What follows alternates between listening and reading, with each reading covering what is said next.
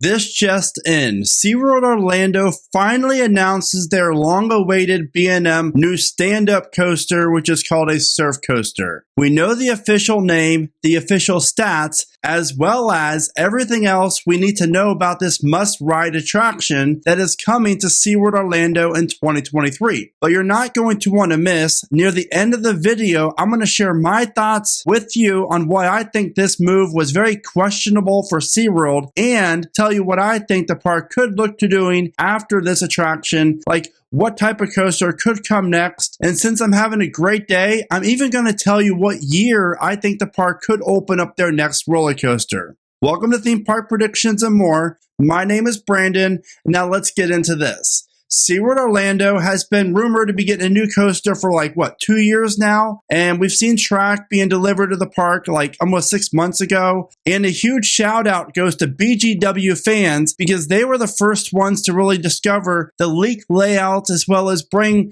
this project to all of us on social media, as far as, kind of leak the actual ride before SeaWorld announced it. So a huge shout out goes to BGW fans. Be sure to follow them, because they do some great digging when it comes to new attractions at parks all across America. But first, I need to discuss the name. The official name for SeaWorld's new 2023 coaster is, get ready for this, because it's called Pipeline the Surf Coaster. Yes, that is a real name. Pipeline the Surf Coaster. Now, this seems more like a Six Flags type of name, or some independent park name potentially, not a SeaWorld name. I mean, this is the park that has roller coaster names like Manta, Mako, Kraken, but yet we have Pipeline, the surf coaster. Doesn't make a lot of sense, though I will say, I guess we kind of at least should have expected this, because Icebreaker, while I really like the ride, the name's kind of corny. So that trend kind of started with their premier launch coaster, which opened up, I think, in 2022, earlier this year. But regardless, this name, in my opinion at least, is pretty horrendous. I would have expected a much more, name themed to the ocean or an animal of the ocean. But Pipeline's just so generic and really could be anything. But yes, Pipeline, the surf coaster. Now, another question I have about the name, what does a pipeline have to do with surfing? I mean, I could have created a much better name, in my opinion, of course, for this project. But yeah, so far, the name, I think it's really absolutely kind of ridiculous, in my opinion. But I would love to know your thoughts on the name. Do you like it? Do you not like it? Be sure to let me know in the comments. Now, going over the ride's layout, this is identical pretty much to the leak layout that BGW fans discovered back in April or March, whenever it was. And overall, it is on the shorter side, but this area of the park is not that massive, so realistically, they couldn't really fit a long coaster here. Though I will say my one main complaint with the layout is I really wish this interacted with the front entrance more. Do something like a gatekeeper where it kind of goes over the entrance, really giving the visitors walking into the park a connection with the ride. Carowinds does it, Cedar Point does it. It really kind of adds a whole different vibe walking into the park. And this could easily have crossed over the main entrance pathway, because we all know that SeaWorld needs a new entrance anyways. So this would have been the opportune time for SeaWorld Orlando to build a brand new entrance, as well as have this roller coaster interact with the new entrance. So I really feel like they missed out on that. But overall, I really do love how the midway interacts with the new coaster as it kind of travels underneath the ride and all around it. Because as you can see here, you're going to get so many great photo opportunities of Pipeline, the surf coaster. It's not even funny. Visually, this is going to look phenomenal. And this area of the park has never been home to any ride, any attraction, and is usually closed most of the year. The only time it's really open is during busy months and the special events. So I'm really glad to see SeaWorld Orlando expand their footprint of the park. This way, more people can, it's not going to feel as crowded. And plus, a huge benefit of this is it kind of spaces out all the roller coasters even more, which is a great thing for SeaWorld.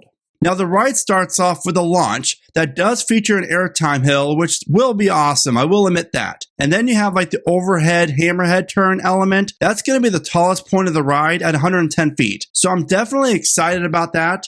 and the ride itself travels at speeds of 60 miles an hour, which is not bad actually. But the element that I think I'm going to be really the most curious about is the second element, which appears to be a giant S-turn. And I really think this all depends on how fast the train is traveling through this element, because I do think we might be able to get some airtime, but I really feel like riding in the back row and getting whipped over this element is going to be awesome. Just looking at the layout, this is probably going to be the highlight for me. So hopefully that kind of turns into the real thing and there really is a whip while you ride this in the back seat and airtime in the front row.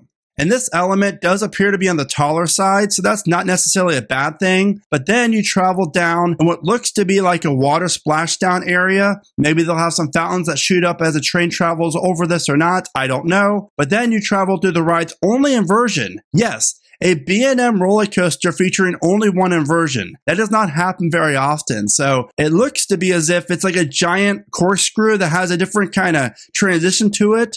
But definitely, hopefully some hang time. I think hang time on a stand-up coaster would actually be kind of cool. But then after that, you're going to travel through some twists and turns. It looks like another overbank turn, which is right by the Bayside Stadium. And then the ride travels underneath the track, up over another S-curve, and then into like a helix overbank turn type of thing. And then to finish the ride, you're going to travel through some quick low-to-the-ground turns until the final brake run.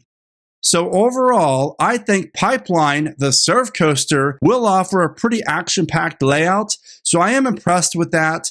I love the colors, absolutely love what SeaWorld does with their colors of the coasters. They just pop so much.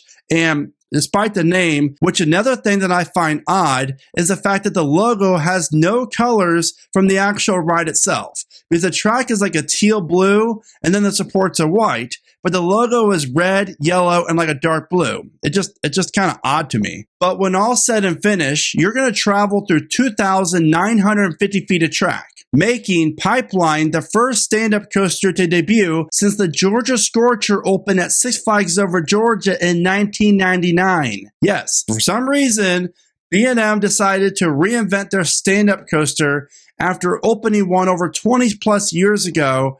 And we've all seen how these rides turn out. They're not that great. Some are better than others, but overall, most of them are uncomfortable, and we've seen a few of them be converted to a floorless coaster. However, with that said, with this new coaster, B&M has rolled out new technology where the seat appears to kind of flow with the actual ride itself. So when you go over the airtime hills or through inversions, the seat's actually going to move up and down, which is really going to be kind of a weird sensation, and I'm very curious to see how this works. I'm sure it's going to enhance the ride experience and make it not so forceful like on a stand-up coaster, because you feel like a lot of weight comes down on your butt or your grind area. So hopefully that will relieve some pain and discomfort when you ride like a stand-up coaster, because it won't be as painful. So overall, I feel like this experience will be a must ride, obviously for any coaster enthusiast. I think it's going to be kind of hard to like place this above Mako, above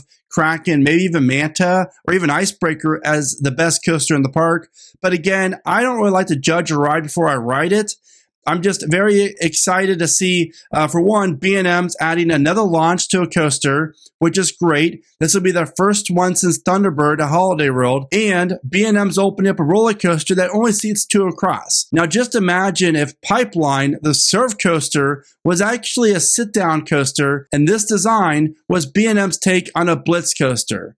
Now, wouldn't that make the most common sense in the world? That's what I think. But yet we're stuck with a stand-up coaster in 2022. I really can't make this stuff up.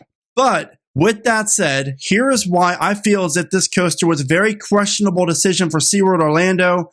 I've already mentioned the fact that I really feel like they really missed a huge opportunity to have this roller coaster interact more with the main entrance of the park. Instead, it's going to be located right next to it.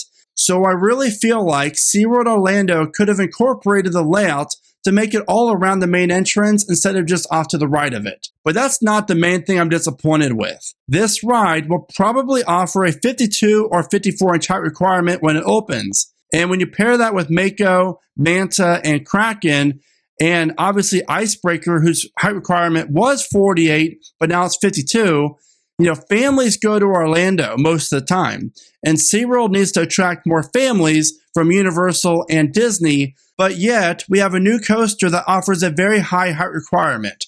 I feel like the park could have done something more with a different manufacturer with the 48-inch height requirement, something like Dollywood's Big Bear Mountain or whatever it's called. Something along those lines that families can ride together would have been a huge hit for SeaWorld Orlando and done great things, especially in this area of the park. And a huge shout out goes to Buckeye Coasters for allowing me to use their footage and photos of the announcement, since they travel all across the country to all these new announcements and coaster openings. So I highly recommend checking them out on YouTube and social media, and that is Buckeye Coasters. And I gotta say, even with that, I feel like a B&M wing coaster would have done so much better in this area of the park. I mean, just imagine the wing coaster going over part of the lake there and flying over the main entrance. It'll be Florida's only wing coaster. And a lot of people do know what wing coasters are. Now, obviously not everyone does, but a wing coaster is definitely more commonly known more than like a surf coaster is. So I get why SeaWorld's doing it. I still don't really think it's the right decision, but again, who knows?